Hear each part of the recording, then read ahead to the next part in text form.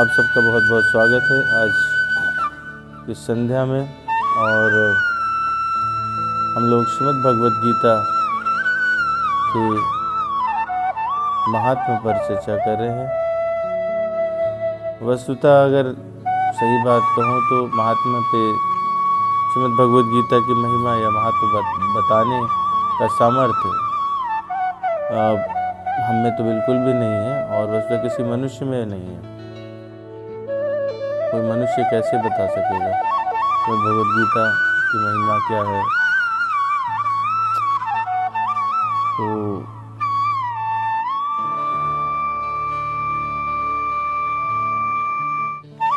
यथासंभव जितना हम लोगों से हो सकेगा इस पर हम लोग चर्चा करेंगे। और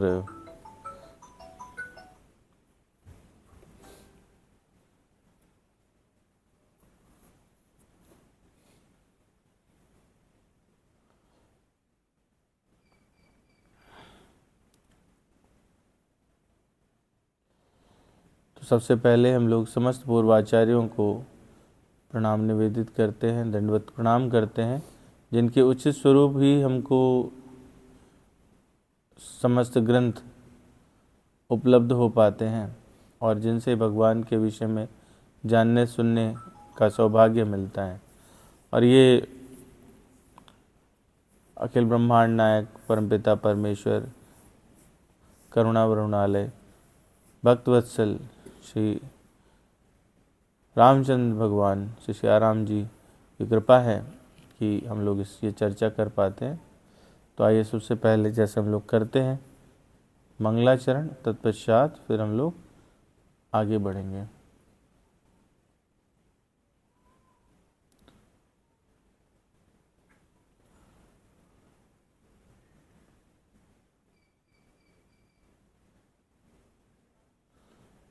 वर्णानामर्थ संघानां रसानां छन्दसामपि मंगलानां च कर्तारो वन्दे वाणी विनायको भवानी शंकरो वन्दे श्रद्धा विश्वासरूपिणो याभ्यां विना न पश्यन्ति सिद्धा स्वान्तः समीश्वरम् वन्दे बोधमयं नित्यं गुरुं शङ्कररूपिणं यमाशितो हि वक्रोऽपि चन्द्रः सर्वत्र वन्दते सीताराम गुणग्राम पुण्यरण्यविहारिणो वन्दे विशुद्धविज्ञानो कवीश्वर कपीश्वरो वागर्थाविव सम्पृक्तौ वागर्थप्रतिपत्ते जगतः पितरौ वन्दे पार्वती परमेश्वरो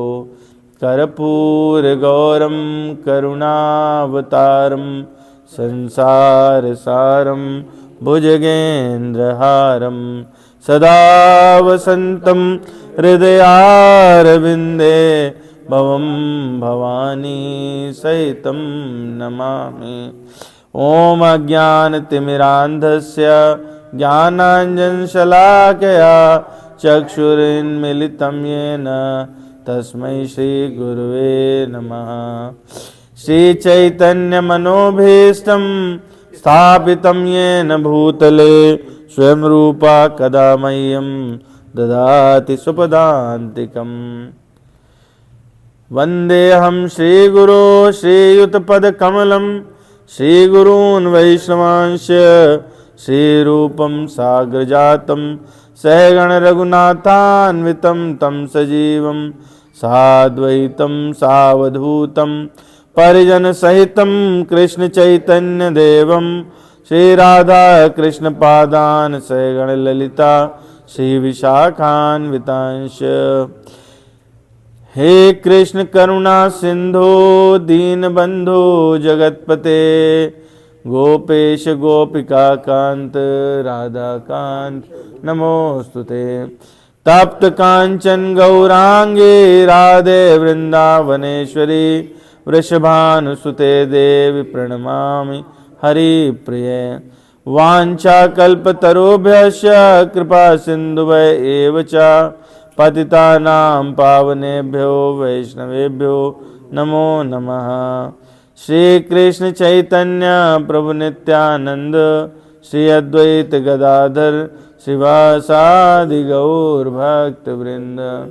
हरे कृष्ण कृष्ण कृष्ण हरे हरे, हरे राम राम राम हरे हरे। शांताकारं भुजगशयनं पद्मनाभं सुरेशं, विश्वाधारं गगनसदृशं मेघवर्णं शुभांगं, लक्ष्मीकान्तं कमलनयनं योगभिर्ध्यानगम्यं, वन्दे विष्णुं भवभयहरं सर्वलोकैकनाथं। यं ब्रह्मा वरुणेन्द्र रुद्रमरुतः स्तुवन्वन्ति दिव्यैस्त्वैर्वेदैः, साङ्गपदक्रमोपनिषदैर्गायन्ति यं सामगाः। ध्यानावस्थिततद्गतेन मनसा पश्यन्ति यं योगिनो, यशान्तं न विदुषुरासुरगणा, देवाय तत्तस्मै नमः। गुरुर्ब्रह्मा गुरुर्विष्णु गुरुर्देवो महेश्वरा, गुरुर्साक्षात् परब्रह्म तस्मै श्री गुरवे नमः। ओम वेदाय गुरुदेवाय विद्महे गुरुपरमे गुरुवे धीमहि तन्नो गुरु प्रचोदयात्। ओम परम तत्वाय नारायणाय गुरुभ्यो नमः। ओम गुम गुरुभ्यो नमः। ओम गुरुभ्यो नमः। बोले गुरुदेव भगवान की जय। बोले श्री सीताराम भगवान की जय। वृंदावन बिहारी लाल की जय। कनक बिहारी जो सरकार, कनक बिहारी जो सरकार की जय। पवन सुत हनुमान की जय। उमापति महादेव की जय। तो हम लोगों ने पिछले सत्र में भगवान के विषय में जाना, और भगवान किनको कहते हैं, उनके 6 प्रमुख गुण, 6 प्रमुख ऐश्वर्य जिनमें हो उन्हें भगवान कहा जाता है, ऐसा हमने समझा। भगवान के होने के क्या प्रमाण हैं? वैसे तो भगवान जो है वो प्रमाण रहित माने जाते हैं, प्रमाण नहीं दिया जा सकता। सुंदरकांड में जो पहला श्लोक है वो यही बात कहता है, शांतम शाश्वतम अप्रमेयम। अप्रमेयम मतलब जिसको प्रमाणित नहीं किया जा सकता है। तो भगवान के साथ क्या है कि भगवान के साथ दोनों तत्व है, यही विलक्षणता है। भगवान कैसे हैं? लघु से लघुतर हैं और बड़े से दीर्घतर हैं। तो भगवान चूँकि सब में व्याप्त हैं, तो इसलिए वो छोटे से छोटे भी और बड़े से बड़े भी हो सकते हैं। यही बात विशेष तौर पर 7वें अध्याय में बताई गई। तो क्या कहा? ऐश्वर्यस्य समग्रस्य वीर्यस्य यशशाश्रिय, ज्ञान वैराग्योग्यश्चैव खण्डां भगितिंगन, उद्पत्तिं प्रलयं चैव भूतानां गतिं गतिं, वेत्ति विद्याम् अविद्यां स वाचो भगवानिति। तो भगवान किसको कहते हैं? जिसमें 6 गुण रहें। ऐश्वर्यस्य समग्रस्य वीर्यस्य यशशाश्रिय, जिसमें सबसे ज़्यादा ऐश्वर्य हो, सबसे ज़्यादा वीरता हो, सबसे ज़्यादा स्मृति हो। यशशाह, यश भी सबसे ज़्यादा हो, और ज्ञान वैराग्यैश्चैव, ज्ञान भी सबसे ज़्यादा हो, वैराग्य भी सबसे ज़्यादा हो। ये 6 गुण जिसमें रहते हैं, सबसे ज़्यादा जिनमें रहें, वो ही भगवान कहलाते हैं। तो ऐसा सिर्फ और सिर्फ विष्णु तत्व में ही पाया जाता है। कृष्ण या फिर राम, उन्हीं को भगवान का दर्जा दिया जाता है। भगवान जो शब्द है, कई बार हम लोग पढ़ते हैं कि भगवान या भगवन एक संज्ञा है, दूसरा विशेषण है, तो वो अलग अलग स्थानों पर प्रयोग किया जाता है। उसका मतलब होता है कि आपका ऐश्वर्य ऐसा है जो भगवान के तुलना में रखा जा रहा है। उसका मतलब ये नहीं है कि भगवान की संज्ञा सबको दी जा सकती है, नहीं दी जा सकती। वो सिर्फ विष्णु तत्व क्योंकि ये 6 के 6 गुण उन्हीं में हैं। और ये खाली ऐसा नहीं कि विष्णु पुराण शिव पुराण में भी सेम डेफिनेशन है, स्कंद पुराण के कुछ अंश में भी यही डेफिनेशन, उपनिषदों ने भी यही कहा है। तो कुल मिलाकर के वेदों का मत है इस प्रकार से। हम लोगों ने इसके आगे छांदोग्य उपनिषद से भी एक श्लोक लिया था और उसमें भी इसकी चर्चा की थी, परंतु आज हम लोग उसको नहीं देख करके सीधे हमारा जो आज की चर्चा का विषय है वो है श्रीमद् भगवद गीता। तो हम लोग उसी पर चर्चा करेंगे। भगवद गीता जो है उन पर बात क्यों कर रहे हैं, क्या है श्रीमद् भगवद गीता,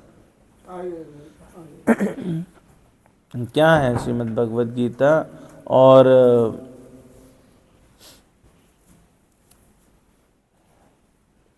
इसका उद्देश्य क्या है, क्यों पढ़नी चाहिए, क्यों समझना चाहिए, कैसे समझें। मान लीजिए समझने की इच्छा जागृत हो गई तो कैसे समझें, और भगवद गीता में है क्या, किस विषय पे चर्चा की गई है, क्या ये शास्त्र है, शास्त्र है तो शास्त्र क्या होते हैं और इसकी क्या महिमा है। तो श्रीमद् भगवद गीता क्या है, जो पहला प्रश्न है उसका उत्तर कुछ इस प्रकार है। व्यासदेव जी ने गणेश जी को प्रार्थना की कि मैं पूरे वृत्तांत को कहूँगा, जो महाभारत हुआ उसको कहूँगा और आप उसको लिखिए। गणेश जी ने शर्त रखी कि अगर आप बोलना बंद कर देंगे या कि मुझे श्लोक समझ नहीं आएगा तो फिर उसके आगे लिखूँगा नहीं। लेकिन व्यासदेव जी ने जब श्लोक कहना शुरू किए तो गणेश जी उसमें इतना रम गए कि ना उनकी लेखनी बंद हुई और ना ही ये ग्रंथ लिखना बंद हुआ। तो ये जब ग्रंथ बना तो इसमें 18 पर्व हैं। कितने? 18 पर्व। किसमें? महाभारत में। सुन नहीं रहे ध्यान से।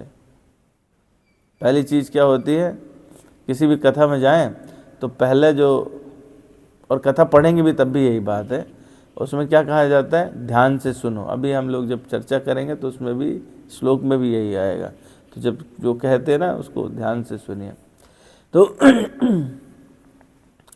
वेद व्यास जी ने किसकी रचना की? महाभारत की। महाभारत में कितने पर्व कहे? 18 पर्व। श्रीमद् भगवद गीता जो है उसी में से 18 पर्व में, और टोटल में उन 18 के 100 उपपर्व हैं। जो 18 पर्व हैं उनके 100 उपपर्व हैं, और उन उपपर्वों में से एक पर्व आता है जिसको कहते हैं भीष्म पर्व। भीष्म पर्व का ही हिस्सा है। बात समझ आ रही है? तो श्रीमद् भगवद गीता किसका हिस्सा है, कौन से ग्रंथ का? महाभारत का हिस्सा है, जिसमें भीष्म पर्व है और भीष्म पर्व का हिस्सा है। और ये है क्या, यह भी हम लोग जब श्रीपाद शंकराचार्य वाला वो भी देखेंगे तो उसमें भी ये बात आएगी। सर्वोपनिषदो गावो दुग्धा गोपाल नन्ना पार्थो वत्सा सुधीर भोक्ता दुग्धम गीतामृतम महत्, ऐसा करके। तो इसमें है वेदों का निचोड़, और वेदों का निचोड़ होने के कारण ये कैसा हो गया, जैसे कि कलश में आप स्वर्ण पात्र में शेरनी का दूध रखे या अमृत तत्व रहे, वैसा है।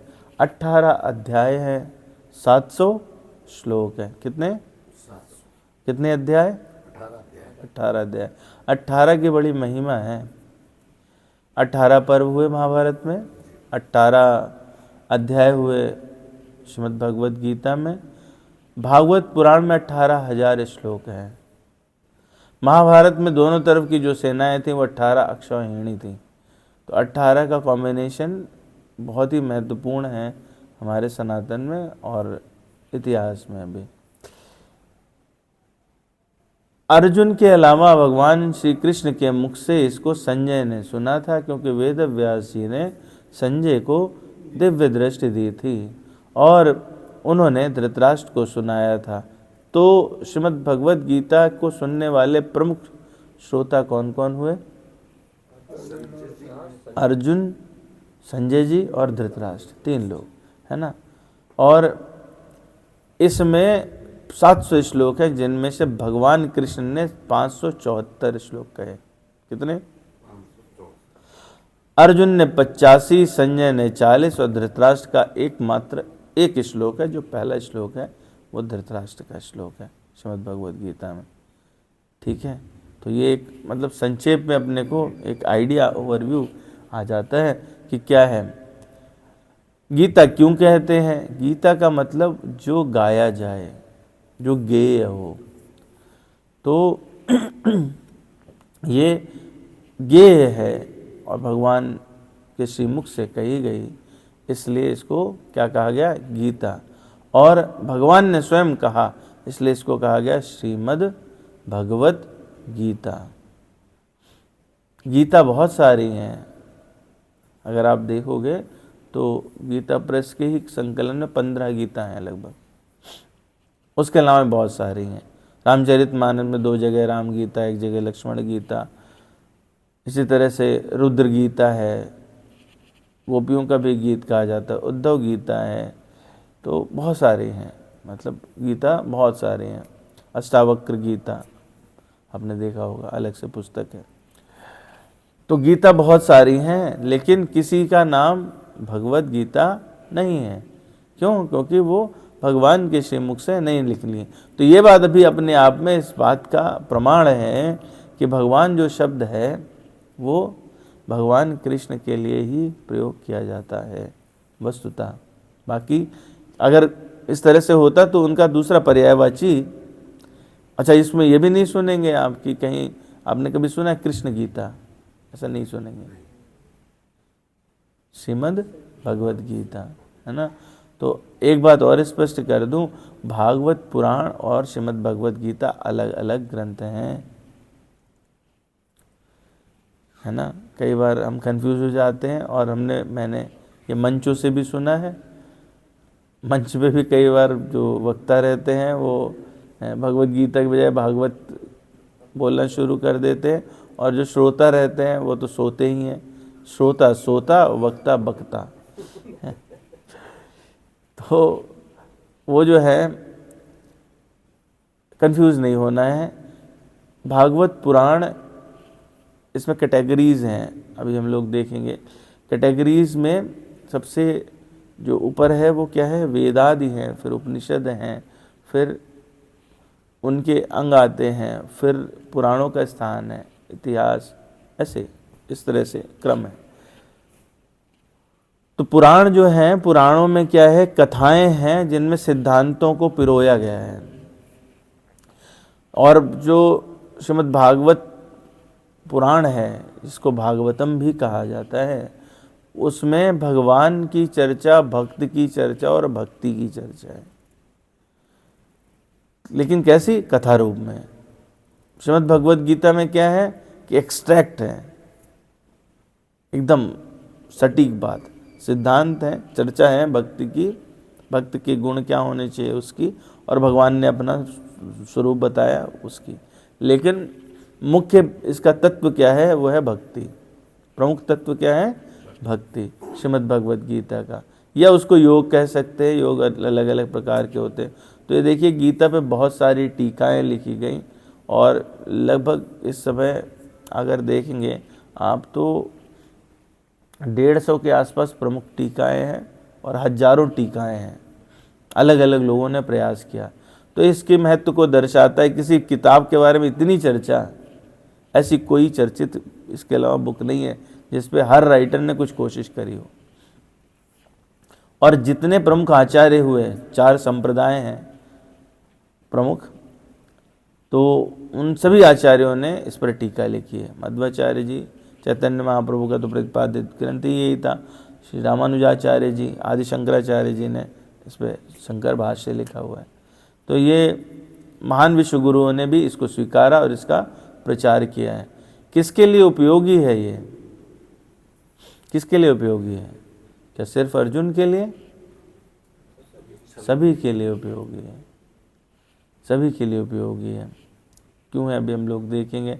कुछ महान लोग हुए Henry David Thoreau, Robert Oppenheimer, Annie Besant, Gandhi, हमारे यहाँ तो लगभग जितने भी बड़े लोग जिनके भी नाम हम जानते हैं, है ना, वो सभी श्रीमद् भगवद गीता के, अभी APJ अब्दुल कलाम थे तो उन्होंने भी बहुत आदर करते थे श्रीमद् भगवद गीता का। तो ये ऐसी ग्रंथ है जो अपनी धर्म की, या कह लीजिए जो रिलीजियस बिलीफ है उनकी बाउंड्रीज को क्रॉस कर जाती है, क्योंकि इसमें किसी जाति विशेष की बात ही नहीं की गई है। कोई हिंदू मुसलमान या इस प्रकार की बात नहीं है, सिद्धांत है सीधे, है ना। और वो सिद्धांत अगर धर्म से हटके कोई नास्तिक व्यक्ति भी देखेगा तो उसको सही लगेंगे, इसलिए इस पर चर्चा बहुत ज़्यादा है। गांधी जी कहा करते थे, जब मुझे संदेह मुझे सताता है, जब संदेह मुझे सताता है तो निराशा मेरे चेहरे पर घूरती है और मुझे क्षितिज पर आशा की एक भी किरण नहीं दिखाई देती, तो मैं भगवत गीता की ओर मुड़ता हूँ और मुझे आराम देने के लिए एक श्लोक ढूंढता हूँ और मैं अत्यधिक दुख के बीच तुरंत मुस्कुराने लगता हूँ। थोड़े दिन पहले, मतलब मैं वैसा बिलीव नहीं करता कि लोग बहुत तत्व जानते होंगे, लेकिन 2 मैंने अभिनेताओं से भी सुना, एक ऋतिक रोशन से, कि जब परेशानी होती है तो मैं भगवत गीता खोलता हूँ और कोई भी पेज मुझे रिलीफ दे देता है, ऐसा। और दूसरा मैंने सुना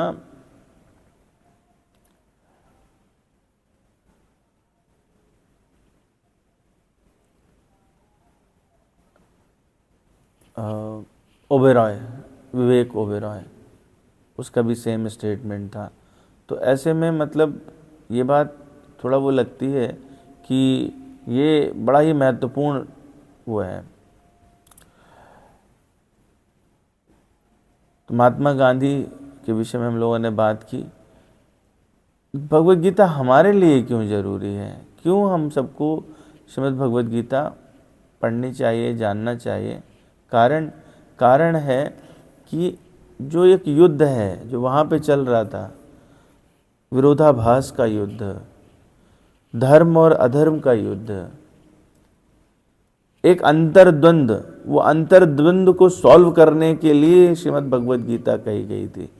और इम्पॉर्टेंट कितनी हो सकती, आप विचार करें कि जहाँ पर 4 अरब के आसपास सैनिक थे, 18 अक्षौहिणी सन, इतना बड़ा युद्ध अब तक के इतिहास में कभी नहीं लड़ा गया।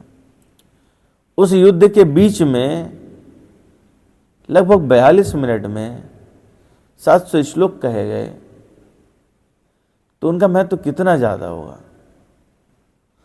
मतलब जहाँ लड़ाई होने वाली है, सोच के देखें ना कि हम कोई छोटा सा भी काम करने जाते हैं, कितनी एंग्जाइटी रहती है। आप कोई सामान खरीदने जाते तो उसमें 10 बार सोचते हैं ना। घर मकान लेना हो तो कितनी एंग्जाइटी रहती है, कार खरीदनी है, ये करना है।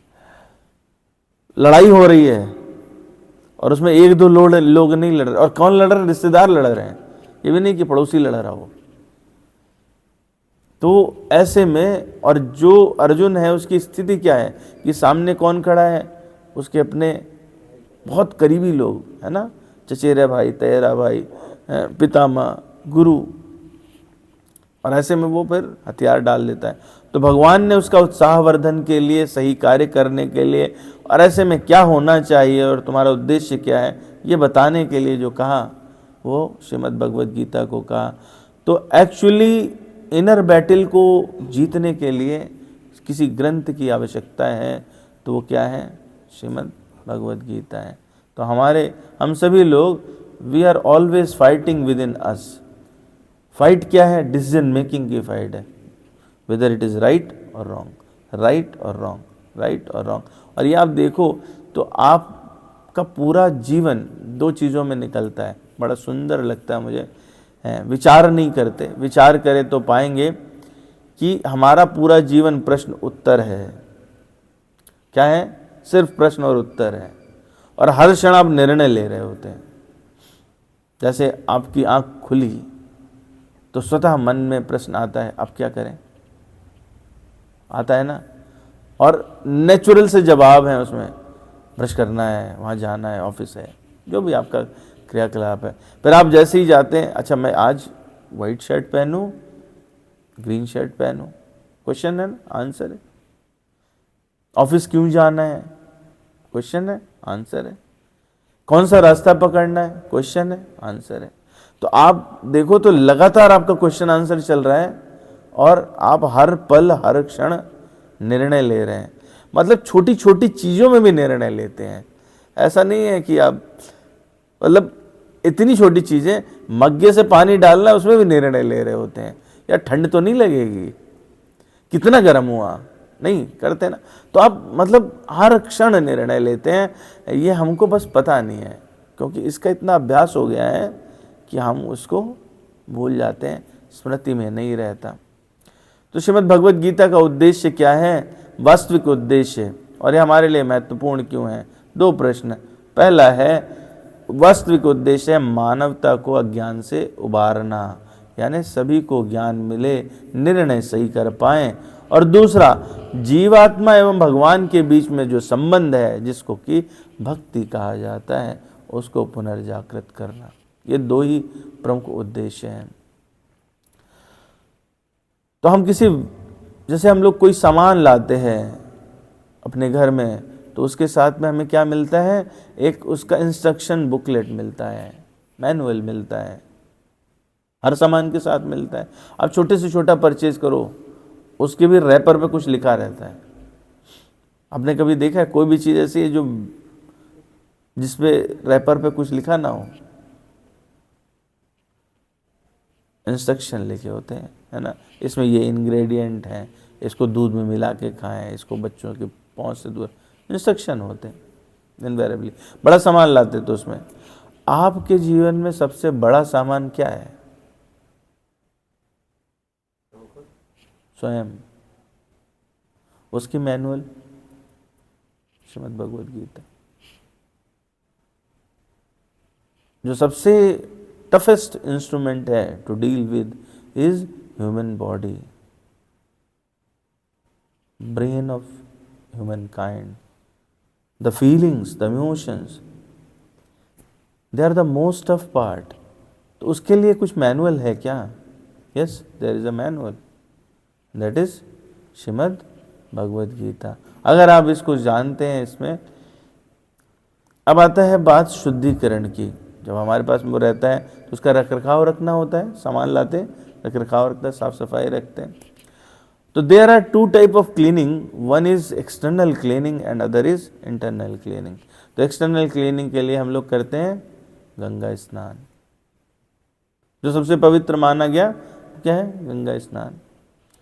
और इंटरनल क्लीनिंग के लिए जो जरूरत है, भारतामृत सर्वस्वम विष्णु वक्त्राद विनिष्ठितम गंगीता गंगोदकम पित्वा पुनर्जन्म न विद्यते। अब हम बात कर रहे हैं पुनर्जन्म की, और क्या इंटरनल क्लीनिंग होनी चाहिए, एक्सटर्नल। तो ये इंटरनल क्लीनिंग जरूरी क्यों है? इसलिए जरूरी है क्योंकि मानव जीवन अति विशेष है। क्या है? अति विशेष।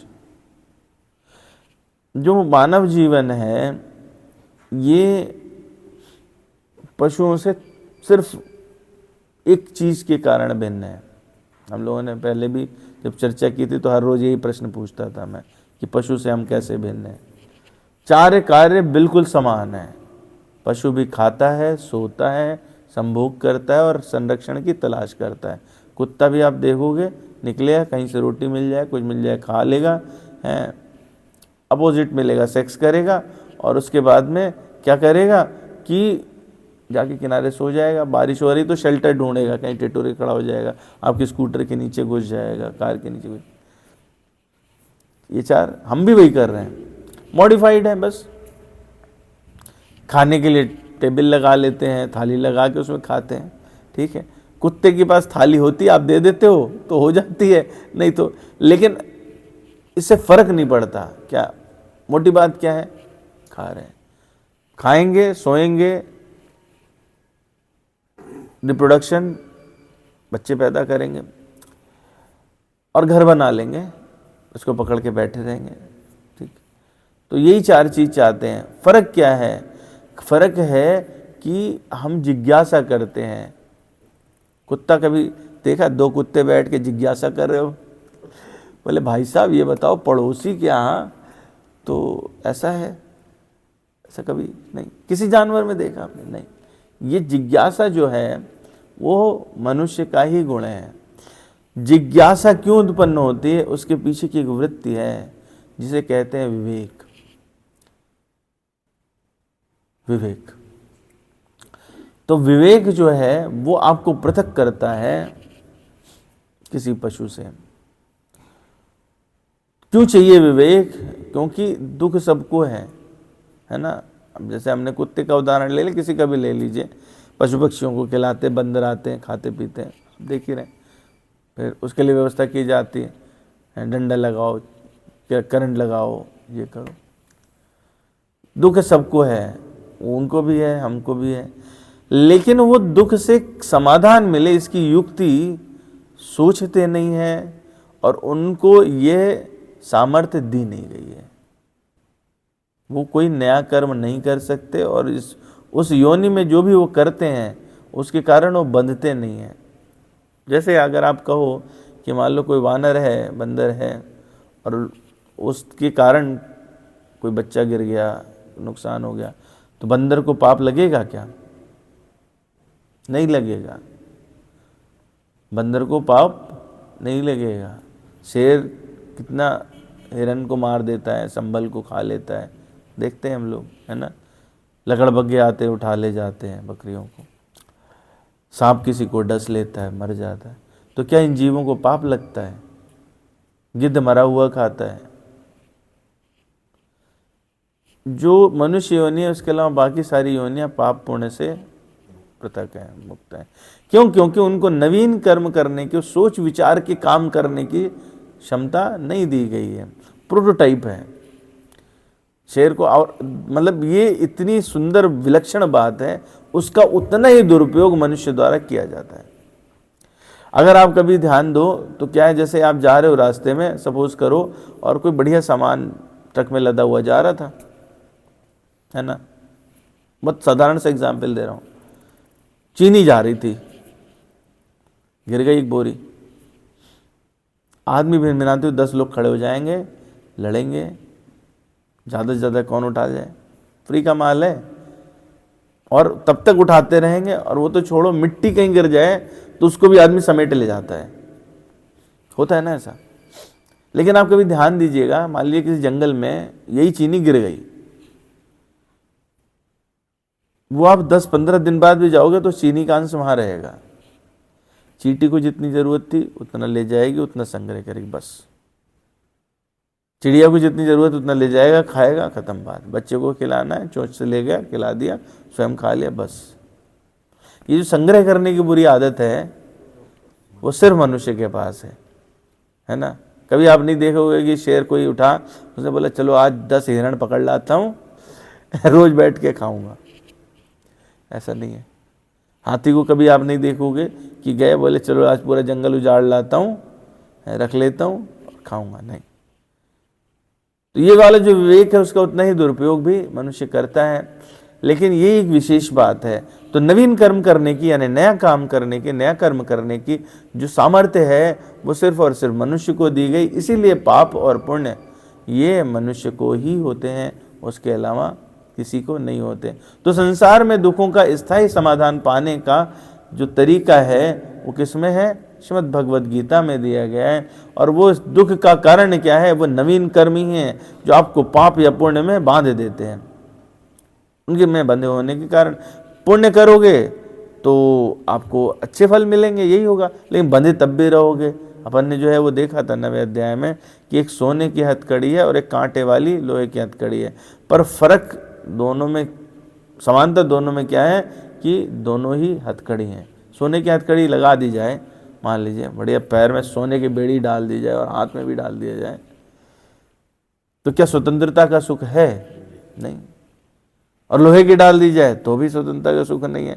पर आप थोड़ा सा प्रसन्न हो सकते हो, देखो मेरे पैर में जो है वो सोना पड़ा हुआ है, लेकिन आप बंधे तो तब भी हैं। तो पुण्य क्या है? सोने की बेड़ियां हैं, और पाप जो है लोहे की या कांटे की बेड़ियां हैं। समाधान कहाँ मिलेगा? श्रीमद् भगवद गीता में मिलेगा। अब प्रश्न आता है कि इसको समझें कैसे?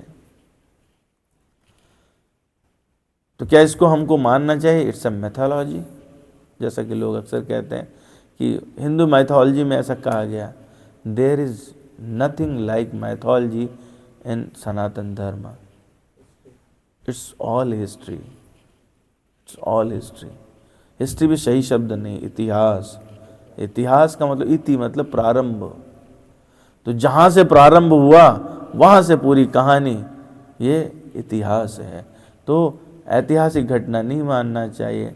हाँ, यथारूप समझेंगे, जैसा है एज इट इज़ उसको। तो क्यों पाइथागोरस थ्योरम हम लोगों ने, देखिए मैं यूजुअली उसका एग्जांपल लेता हूँ, या फिजिक्स के बहुत सारे लॉज है, लॉ ऑफ थर्मोडायनेमिक्स, मोशन का law, anything which you apply in your life, तो उसको अगर एज इट इज रखते हो तो ही आंसर ठीक आता है।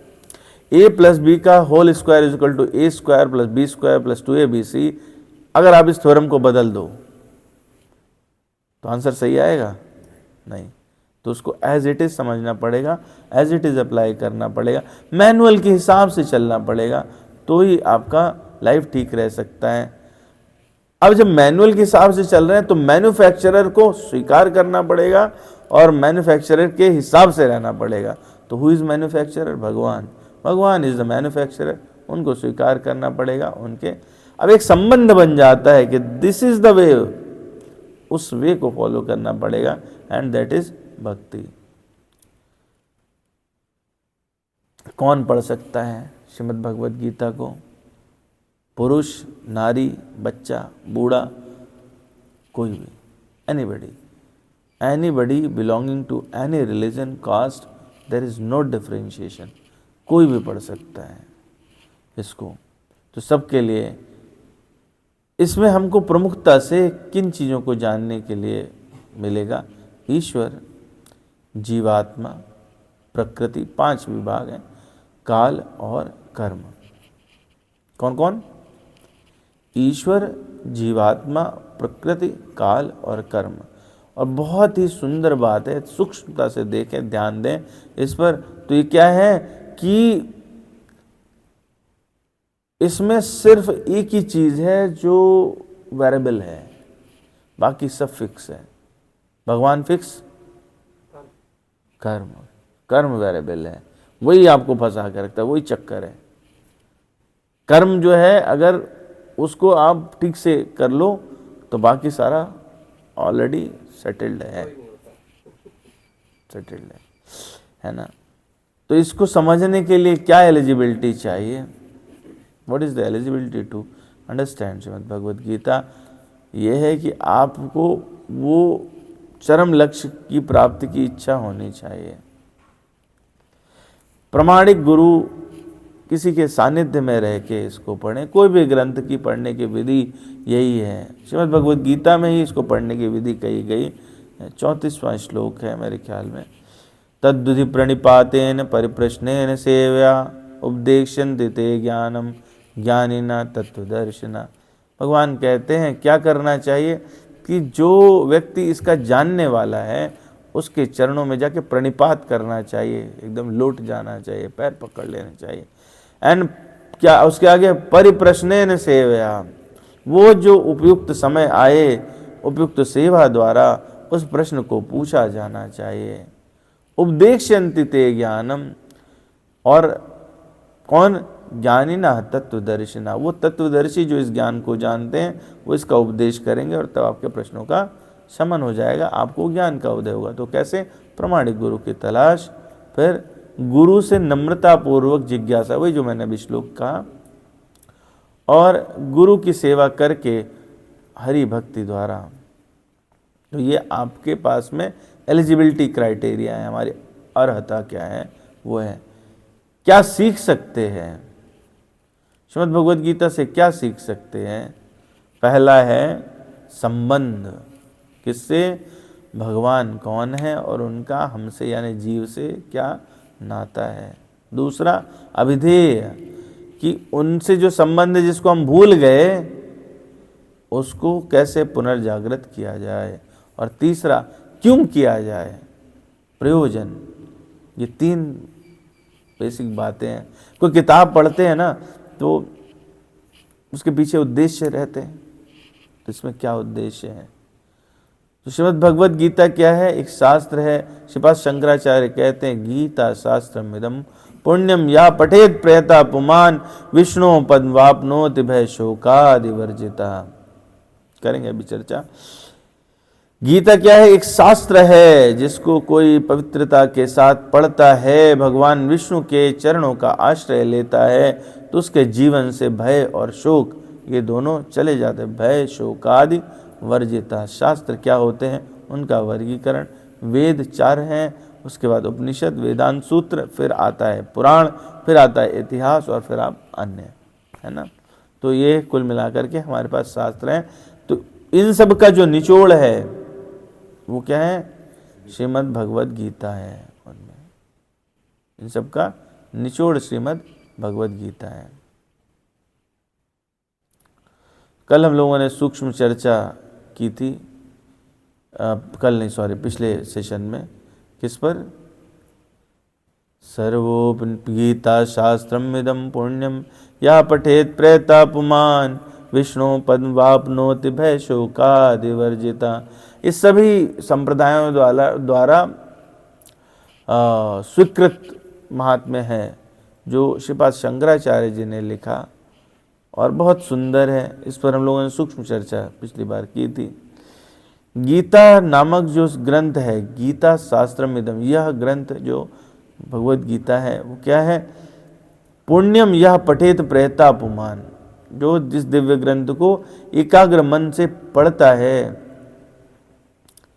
विष्णु पद्माप्नोति, उसको भगवान विष्णु के चरणों की प्राप्ति हो जाती है, और उसके द्वारा भय शोकादिवर्जिता, भय और शोक से वो रहित हो जाता है। पढ़ना कैसे है? विधि बताते हैं अगले श्लोक में।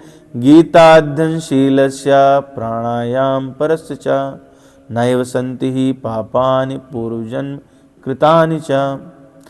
जो कोई भगवत गीता को कैसे पढ़ता है? गीता अध्ययनशीलस्य, शील, विनम्रता, आदर।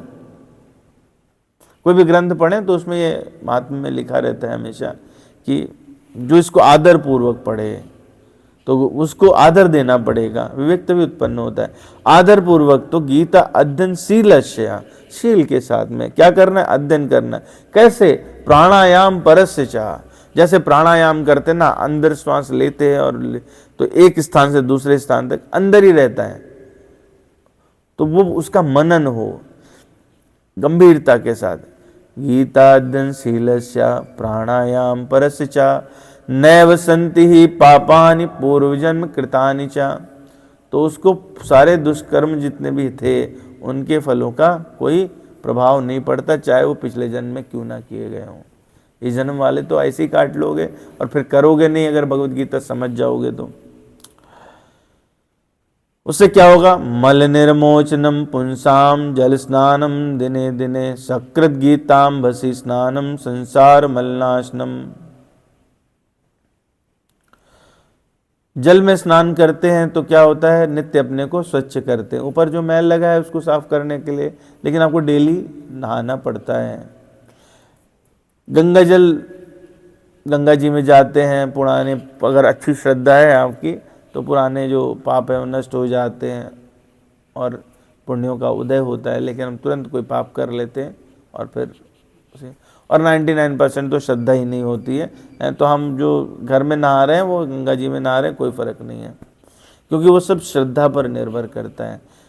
व्यक्ति जाते हैं पर वो इस बात को मानते नहीं हैं। जब मानते नहीं है, आप मान ही नहीं रहे हो कि भाई गाय है दूध देती, मान ही नहीं रहे हो तो दूध दोगे कैसे?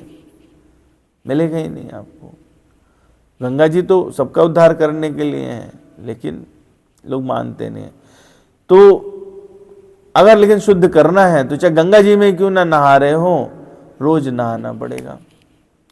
लेकिन कह रहे सकृत, एक बार, सकृत गीताम बसी, एक बार संसार मलनाश। संसार से जो जुड़ने के कारण अंदर में मैल जमा हो गया है, अंदर में हमारे विकार आदि हैं। मैल क्या है?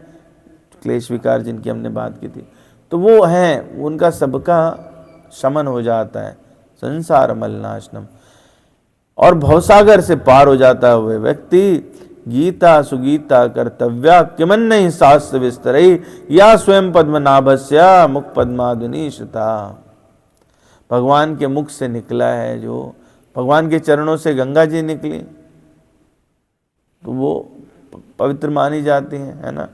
उससे कुछ भी आप गंगा जल डाल दीजिए, पवित्र हो जाता है ऐसा। तो जो भगवान के चरणों से निकली हैं और उनमें इतना पवित्र करने की क्षमता है, तो भगवान के मुख से जो निकली उनकी पवित्रता का तो हम लोग अंदाजा भी नहीं लगा सकते। गीता सुगीता कर्तव्या कि मन नहीं शास्त्र विस्तरई। तो अगर इस प्रकार का हमारे पास में तो एक शास्त्र है, तो दूसरे शास्त्रों के विस्तार को पढ़ने की आवश्यकता है नहीं। ध्यानपूर्वक मनोयोग से पढ़ना चाहिए। और अभी क्या है कि सांसारिक कार्य में लोग इतने व्यस्त हैं कि वैदिक साहित्य का अध्ययन कर पाना वैसे भी संभव नहीं है। तो शास्त्रों के विस्तार में जाना वैसे ही संभव नहीं, पूरा जीवन लग जाएगा एक वेद पढ़ने में। भगवान ने जो है सब निचोड़ करके हमारे सामने प्रस्तुत कर दिया है, तो इससे आसान क्या हो सकता है। भारतामृत सर्वस्वम विष्णुर्वक्त्रादि श्रुतम गीता गंगोदकम पित्वा पुनर्जन्म न विद्यते। जो गंगा जल पीता वो भी मुक्त हो जाता है, तो भगवान के चरणों से निकली है। जो भगवान के मुख से निकली, अगर उसका अमृतपान कोई कर ले तो क्या होगा कि ऐसे गंगा जल को पीने से वो सदा सदा के लिए मुक्त हो जाता है। फिर आगे बताते कहाँ से आया है ये अमृत। सर्वोपनिषदो गावो दोग्धा गोपाल नंदना पार्थो वत्सा सुधीर भोक्ता दुग्धम गीता अमृतम महत। ये गीतोपनिषद है। अन्य शास्त्रों को उपनिषद ऊपर की कैटेगरी है ना। वेद को जो थोड़ा एक्सप्लेन किया गया वो उपनिषद में किया गया, उपनिषदों को जो एक्सप्लेन किया गया वो पुराणों में किया गया, वेदांत सूत्र में उनको छोटा बना के रखा गया। तो सर्वोपनिषद होगा, वो जितने उपनिषद हैं वो क्या है, गाय के समान। सर्वोपनिषद होगा वो दोग्धा गोपाल नंदना। भगवान कृष्ण क्या है, उनको दूहने वाले हैं। तो दूहने के बाद गाय तो कितनी बड़ी है, स्तन कितने, इतने से, ठीक है। और उनको दूहने के बाद में एक डिब्बे में आप दूध इकट्ठा कर लीजिए, एक बाल्टी में इकट्ठा कर लीजिए। पार्थो वत्सा सुधीर भोक्ता। लेकिन गाय ऐसे पहनाती नहीं है। धोने वाला भी हो और गाय भी हो तो क्या दूध मिल जाएगा, नहीं। उसके लिए एक बछड़ा चाहिए होता है। बछड़े का मतलब है कि आप में पात्रता होनी चाहिए। वो पात्रता, वो जिज्ञासा, वो इकट्ठा करें तो कैसे हो जाएंगे। पार्थो वत्सा सुधीर भोक्ता, अर्जुन की तरह। पार्थो मतलब पार्थ जो पृथा के पुत्र हैं अर्जुन, वो बछड़े के समान है। और कैसे, सुधीर भोक्ता, जो धैर्य पूर्वक उसको धारण करने वाले हैं। तो ऐसे में दुग्धम गीता अमृतम महत, ऐसे महान अमृत रूपी दूध को वो पीते हैं। तो आप में अगर ये बात आ जाए तो आप भी सुधीर भोक्ता बन सकते हैं। इसीलिए कहा एकम शास्त्रम देवकी पुत्र गीतम में को देवो देवकी पुत्रेवा। एक ही शास्त्र है, क्या है, कौन सा, श्रीमद् भगवद गीता। एक ही ईश्वर है, देवकी पुत्र गीतम, एको देवो देवकी पुत्रेवा। देवकी के पुत्र भगवान कृष्ण। कौन कह रहा है, शंकराचार्य जी कह रहे हैं, जिनका जो अगर देखें संप्रदाय तो वो शैव संप्रदाय कहलाता है, भगवान शिव को प्रमुख रूप में रखे। परंतु वो बात क्या कह रहे हैं, एकम शास्त्रम देवकी पुत्र गीतम एको देवो देवकी पुत्रेवा एको मंत्रस्तस्य। एक ही मंत्र है, कौन सा, नामानि यानि, भगवान का नाम। इसके अलावा कोई दूसरा मंत्र नहीं है। एको मंत्रस्तस्य नामानि यानि कर्माप्येकम तस्य देवस्य सेवा। एक ही प्रार्थना, वही उनकी सेवा है, नाम लेते रहो बस, और कुछ नहीं करना। तो ये शंकराचार्य जी ने ऐसा कहा, तो हमको जो क्या करना चाहिए वो उन्होंने बता दिया, फ़ायदा क्या होता है वो बता दिया। अब हम लोग अन्य स्थानों पर जाके देखेंगे, लेकिन जो सबका निचोड़ है वो इन्होंने यहाँ पे, महाभारत का कुछ अंश है, कुछ स्कंद पुराण का अंश है, ये जो है सबसे कंसाइज मटेरियल हमने इसलिए सबसे पहले भी ले लिया इसको, क्योंकि जो सबसे इम्पोर्टेंट चीज़ है वो सबसे पहले पढ़ लेनी चाहिए। तो इतना तो हमने मेडिकल की पढ़ाई करते करते सीख ही लिया है, तो सबसे इम्पोर्टेंट जो है वो सबसे पहले ले लिया। भाई हम लोग आगे प्रवेश करते हैं। महात्म्य बहुत सारे जगहों पे कहा गया, जिसमें वराह पुराण में है, स्कंद पुराण में है, पद्म पुराण में है, भागवतम में इनडायरेक्टली कहा गया, वैष्णवीय तंत्र है उसमें कहा गया, बहुत सारे प्लेसेस हैं। इतनी जगहों पर एक ही चीज़ का महात्म्य अगर कहा जा रहा है तो फिर सच में उसका महात्म्य है ना। वैसे ही संदेह की गुंजाइश नहीं रहती, लेकिन हम लोग चूँकि कलयुगी लोग हैं तो हर चीज़ में संदेह करते ही हैं, तो इसलिए प्रमाण की बात कही जा रही है। वराह पुराण में माता पृथ्वी जो कि पत्नी है भगवान की, वो बहुत डरी हुई थी, तो वराहदेव ने किसको मारा, किसका वध किया था? नहीं, वो तो अवतार था, पर किसका वध किसका किया था? पृथ्वी को रसातल से निकालने का कार्य किया ना भगवान वराहदेव ने। किसको मार के कौन ले गया था? हिरण्याक्ष। कितना पुअर जी के हम लोग का, जीवन में रोटी पानी के अलावा कुछ और सोचने का वक्त नहीं। खैर, हिरण्याक्ष ले गया रसातल में, भगवान ने उसको मारा, लेकिन जिस प्रकार की हुंकार की उससे त्रिलोक कांप उठे। भगवान की स्तुति की, देवताओं ने शांत किया, भगवान बाहर लेके आए, आराम से बैठे, थोड़ा डरी हुई हैं माता धरती पृथ्वी माँ, और कहती हैं भगवन परमेशान भक्तिरव्यवचारिणी प्रारब्धम भुंजमानस्य कथम भवति हे प्रभो। हे परमेश्वर, भगवन परमेशान, हे परमेश्वर, भक्तिरव्यभिचारिणी, अव्यभिचारिणी भक्ति, अव्यभिचारिणी भक्ति मतलब जो डोले नहीं, अनन्य भक्ति। भगवान की शरण गए तो उन्हीं में, ये नहीं कि आज जो है बोले कि चलो आज जन्माष्टमी है तो आज कृष्णा कृष्णा, कल रामनवमी है तो रामा रामा, परसों बोले यार पेट में दर्द है तो मनौना धाम, नरसों बोले हनुमान जी एक जगह प्रकट हो गए हैं, फिर गणेश जी को दूध पिला लाते हैं। ये तो तब भी हमने ऊपर की बात करी है। बोले शनिदेव के पास भी जाना है, आज तो ये वाला दिन है तो ये भी करना, विश्वकर्मा जी को भी मनाना है।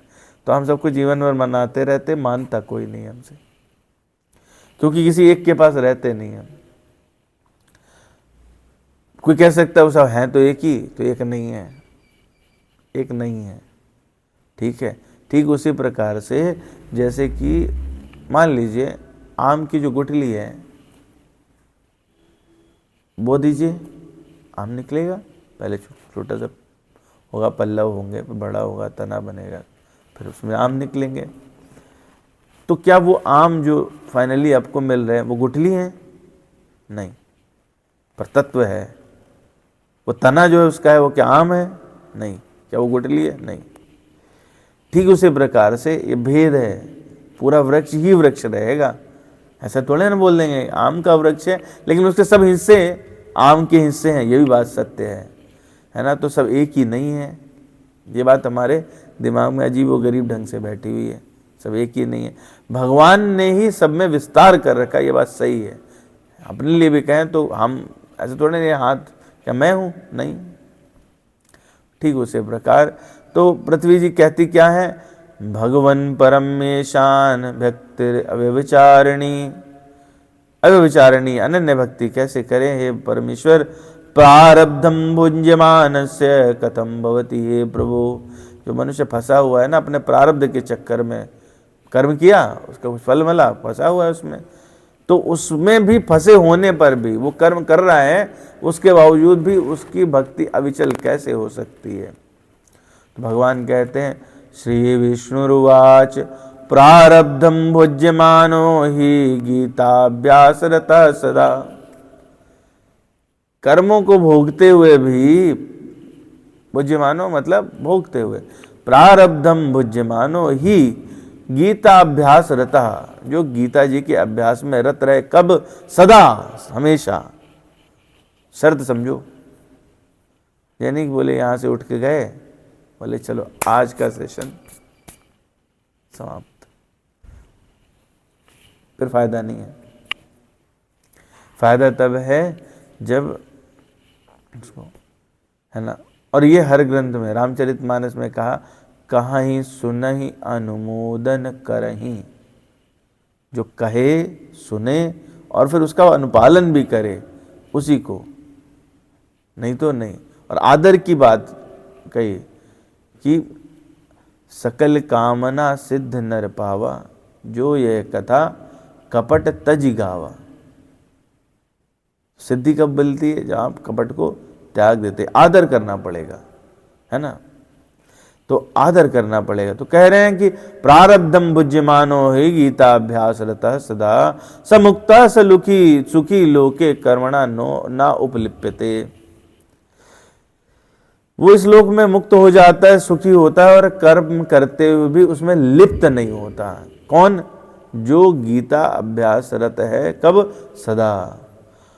महापापादि पापानि गीता ध्यानम करोति चेत्, क्वचित स्पर्शम न कुर्वन्ति नलिनीदल अम्बुवत। कैसे रहता है वो? जैसे कीचड़ में कमल रहता है, तो कीचड़ कमल को स्पर्श नहीं कर पाता, कितना सुंदर रहता है, पर स्पर्श नहीं कर पाता। और कमल के पत्ते को जल स्पर्श नहीं करता। कोई भी आप देखोगे टिकती नहीं है, कभी गीला नहीं मिलेगा आपको। तो जिस प्रकार से कमल के पत्ते को जल स्पर्श नहीं कर पाता, नलिनी नील दलम, नलिनी नील मतलब नील वर्ण का जो कमल है, उसके जो पत्ते हैं उनको अम्बुवत कभी छूता नहीं है। कौन? क्वचित स्पर्शम न कुर्वन्ति, कभी नहीं छूता। कौन? जल। ऐसे ही महापापादि पापानि, महापाप से बड़े भी पाप, यानी पाप का भी बाप अगर है, तो उस व्यक्ति को स्पर्श नहीं करता। कौन? किसको? जो क्या करता है? हमेशा गीता अभ्यास रहता सदा। वो जैसे कमल निकलता है बिना अनटच्ड, वैसे ही रह जाता है। गीतायाः पुस्तकम यत्र पाठः प्रवर्तते, तत्र सर्वाणि तीर्थानि प्रयागादीनि तत्र वै। गीता जी की पुस्तक जहाँ हो, और जहाँ पर यत्र पाठः प्रवर्तते, जहाँ पर पाठ होता हो, ऐसे स्थान पे, तत्र सर्वाणि तीर्थानि, एक नहीं सब, और तीर्थराज प्रयाग को मिला के, मतलब ऐसा नहीं कि कोई मान लो बड़ा तीर्थ है तो छूट जाएगा, वो नहीं आएगा, नहीं वो भी आएगा। वहाँ पे सारे तीर्थ, प्रयाग आदि सर्व तीर्थ निवास करते हैं।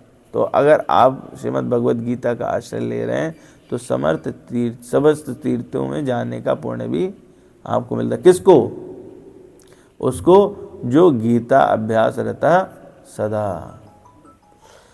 सर्वे देवाश ऋषयो योगिना पन्नगाश्च ये, गोपाल बाल कृष्णोऽपि नारद ध्रुव पार्षदै, सहायो जायते शीघ्रम यत्र गीता प्रवर्तते। सर्वे देवाश्च, सभी देवता। कौन? ऋषि भी, ऋषयो, योगिना, योगी भी, पन्नगाश्य, नाग और गोपाल बाल, गोपाल बाल कृष्णो अपि, कृष्ण भी, नारद ध्रुव पार्षदई, नारद जी, ध्रुव और पार्षद, जो गीता के अध्ययन में सदा लगा रहे, उसको ये सब आकर के सहायता कर, सहायो जायते शीघ्रम, उसकी सहायता करते हैं। जो किसका आश्रय ले? गीता अभ्यास रहता सदा। यत्र गीता विचारस्य पठनम पाठनम श्रुतम, तत्राहम निश्चितम पृथ्वी निवसामि सदैव ही। और जहाँ पर श्रीमद् भगवद गीता का विचार, पठन, पाठन और श्रवण होता है, कहाँ पर? यहाँ पर जहाँ श्रीमद् भगवद गीता का विचार, यत्र गीता विचारस्य पठनम पाठनम श्रुतम, सारी चीजें है ना। तत्राहम, वहां मैं, निश्चितम पृथ्वी निवसाम सदैव ही, वहां मैं सदा निवास करता हूं।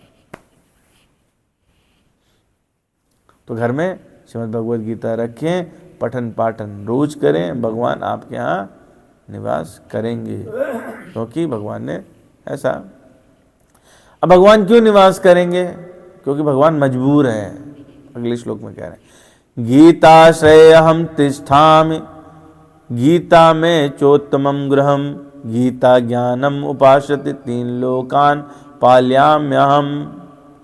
गीता के आश्रय में ही मैं रहता हूं। अब जिसका जो घर रहेगा बेचारा वहीं जाएगा। भगवान का घर ही श्रीमद् भगवद गीता है, उनके आश्रय में रहता है। आश्रय कौन सा स्थान होता है? आश्रय वो स्थान होता है जहां पे आप निश्चिंत हो जाओ,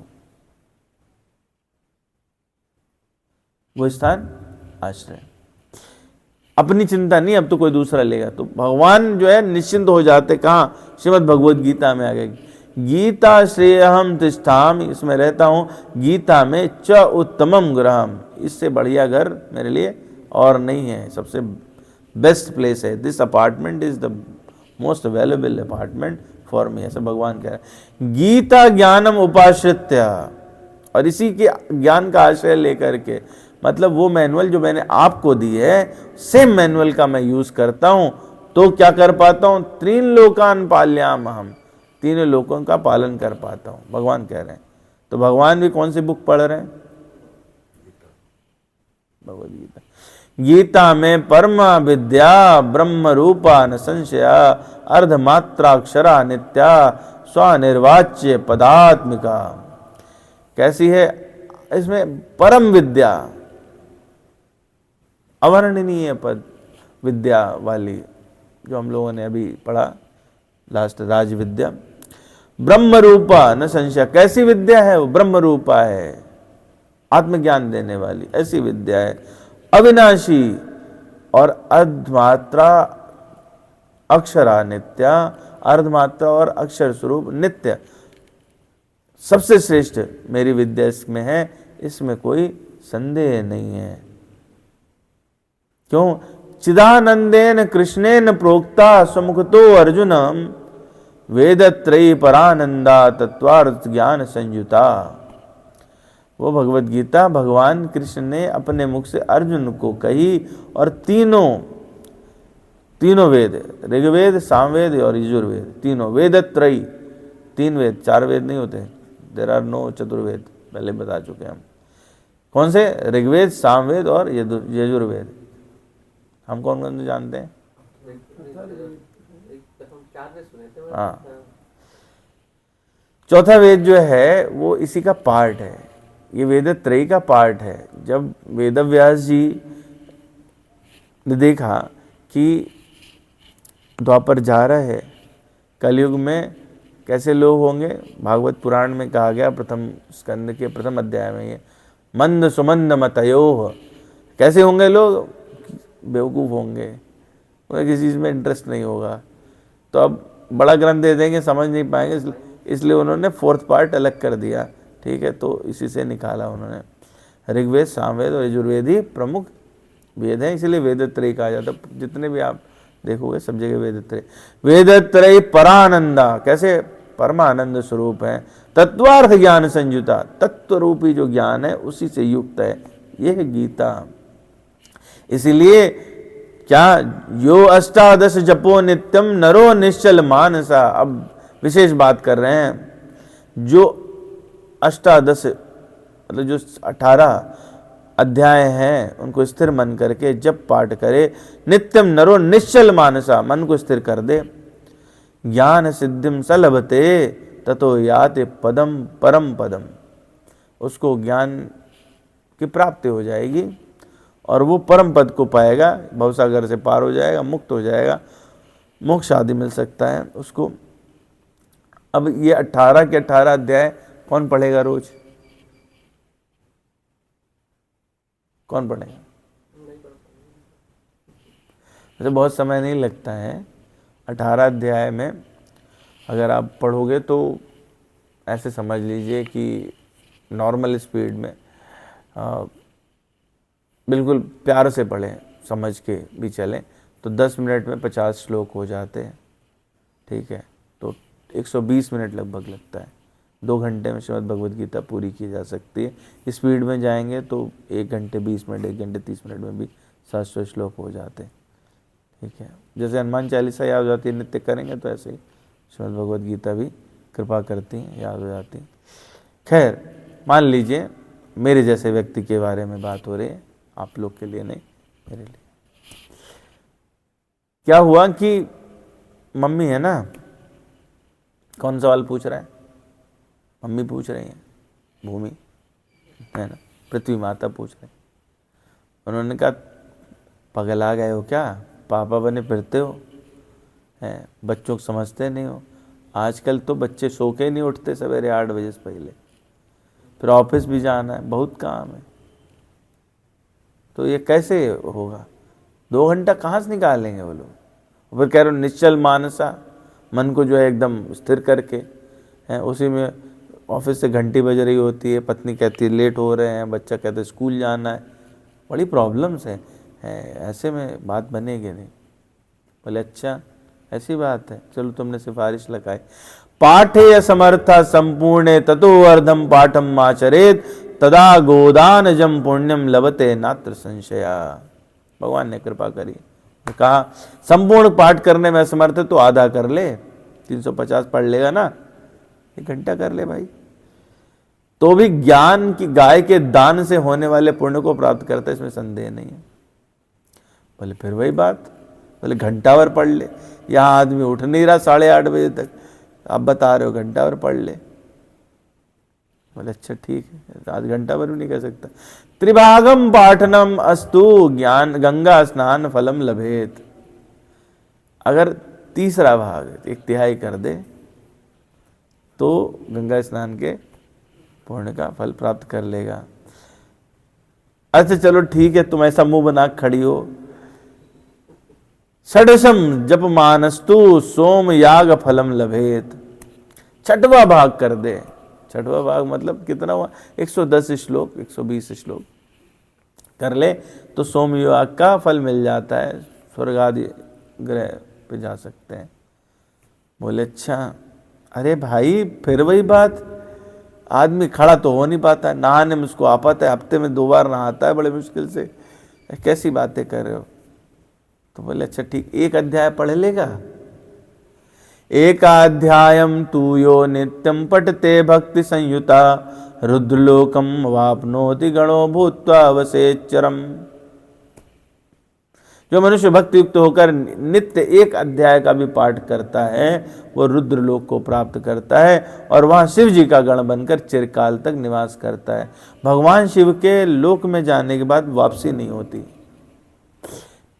भगवान स्वयं कहते हैं, चर्चा है भागवत पुराण में, कि कोई अगर ऐसा करे और मेरे लोक तक आ जाए तो मैं फिर बाद में, कुछ कल्प की संख्या लिखी है उसमें, उतने कल्प के बाद मैं उसे वैकुंठ लेके चला जाता हूँ। भगवान शिव ऐसा कह रहे। तो भगवान ने कहां तक रियायत कर दी? एकाध्यायम तू यो नित्यम पढ़ते भक्ति संयुता, 1 अध्याय पढ़े कोई भक्ति युक्त होकर रुद्रलोकम अवापनोति गणो भूत्वा वसेच्चरम। बोले 1 अध्याय संस्कृत किसी ने पढ़ी क्या कलयुग में? आज के स्कूल में पढ़ाते नहीं है संस्कृत, आप तो गए नहीं पढ़ने, तो आपको क्या पता? भगवान बोले मैं तो गया नहीं, तो तुम चाहती क्या हो? बोले कुछ कम करो, और कम करो। बोले अच्छा, अध्याय श्लोक पादम वा नित्यम या पठेत नरा सा याति नरताम यावन मनवंतरम वसुंधरे। अब यह है कि कितना जितना कम प्रयास करेगा उतना ही उसको फल भी कम हो जाएगा, लेकिन जो 1 अध्याय 1 श्लोक अथवा श्लोक का 1 चरण, 1 अध्याय तो बड़ा हो गया पर उनका इतना नहीं हो पाया। बोले BR चोपड़ा आए थे, उन्होंने कहा यदा यदा ही धर्म से ग्लानिर्भवति भारत अभ्युत्थानम अधर्म से तदात्मानम सृजाम्यहम्। 1 श्लोक, बोले कठिन है, नहीं याद होगा ये। बोले इसका 1 हिस्सा पढ़ ले भाई, 1 चरण का पाठ करे, वो मनवंतर तक मनुष्यता को प्राप्त करता। उससे फायदा क्या होगा? मनुष्य बना रहेगा। 1 मनवंतर बहुत बड़ा पीरियड हुआ। उससे फायदा क्या होगा, वो भक्ति में लगा रह सकता है और पार चला जाएगा। तो इतना भी थोड़ा मुश्किल लग रहा है। बोले माता फिर चाहती क्या हो। गीताया श्लोक दंसकम सप्त पंच चतुष्टयम दवो त्रिनेत्रम तदर्धम व श्लोका नाम या पठेन नरा। जो मनुष्य गीता के कितने भी पढ़ ले, श्लोक दशकम 10 पढ़ ले, सप्त पंचम 7, 5, चतुष्टयम 4, 2, त्रिनेकम 3, तदर्धम उसका आधा, वह श्लोका नाम या पठेन नरा उसका भी आधा पढ़ ले, चंद्रलोकम अवापनोति वर्षाणाम युतम ध्रुवम, उसको मृत्यु होती है तो वो पशु आदि की योनि में नहीं जाता, चंद्रलोक में चला जाता है। गीता पाठ समायुक्तो मृतो मनुष्यताम ब्रजेत, और पुनः उसको मनुष्य का जन्म मिल जाता है। मनुष्य के जन्म की जरूरत क्यों है, बार बार ये बात कही, इसलिए कही गीताभ्यासम पुनः कृत्वा लभते मुक्तिम उत्तमाम। गीतेति उच्चार संयुक्तो म्रियमाणो गतिम लभेत। गीता का बार बार अभ्यास करेगा मनुष्य बनेगा तो, और ऐसे उच्चारण के साथ वो मरेगा तो सदगति जाएगा। चलो मान लो नहीं पढ़ सकते, बोले पढ़ा लिखा ना हो तो, ये भी तो एक कंडीशन हो सकती, बड़ी देर से मम्मी है ना तो सारी कंडीशन उसने लगा ली है, नहीं पढ़ा लिखा है वो तो है। आजकल के लौंडे पढ़ने नहीं जा, स्कूल के पीछे जाते हैं, ऊपर से संस्कृत की बात कर रहे हैं, कैसे होगा। बोले चट्टी, उनके लिए सोल्यूशन दे दो। गीतार्थ श्रवणासक्तो महापाप युतो अपि वा वैकुंठम समवापनोति विष्णुना सा मोदते। गीता का अर्थ तत्पर सुनने में तत्पर बना हुआ मनुष्य महापापी भी हो तो भी वो वैकुंठ को प्राप्त होता है और भगवान विष्णु के साथ आनंद पाता है। तो पढ़ना नहीं आता तो सुन लें, लेकिन कैसे, तत्परता से। गीता अध्ययनशील से प्राणायाम परस्य च, तत्परता से सुन लें, कार्य हो जाएगा, आनंद रहेगा।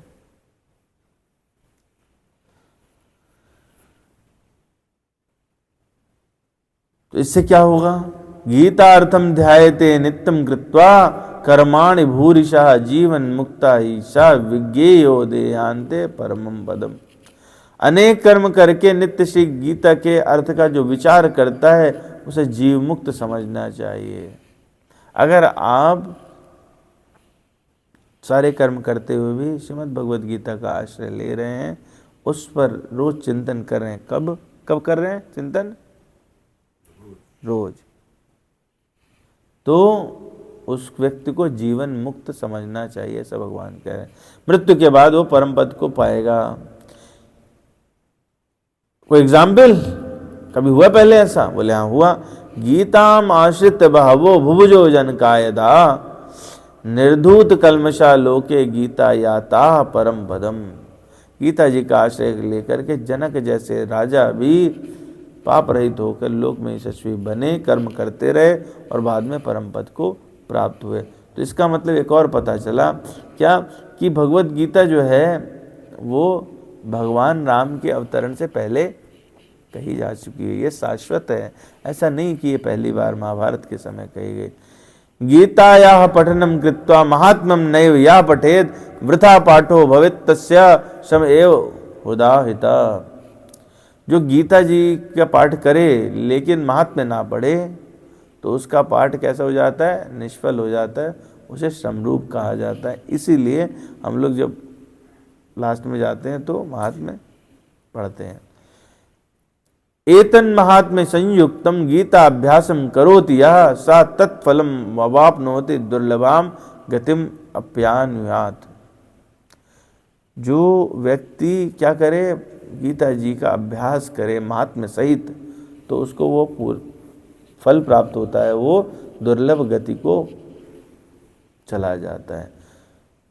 सूतवाच महात्म्यम एतद गीताया मया प्रोक्तम सनातनम गीतांते पठेद्यस्तु यदुक्तम तत्फलम लभेत। सूत जी कह रहे हैं कि गीता का यह मैंने सनातन महात्मा कहा, गीता पाठ के अंत में जो इसका पाठ करता है वो उपर्युक्त जो पहले फल कहे गए उसको प्राप्त करता है। ठीक है, समय हो गया ज़्यादा, है ना। तो हमने एक पुराण के आधार पर चर्चा कर पाई। अगले सेशन में महात्मा को हम लोग कंप्लीट कर ले जाएंगे होपफुली।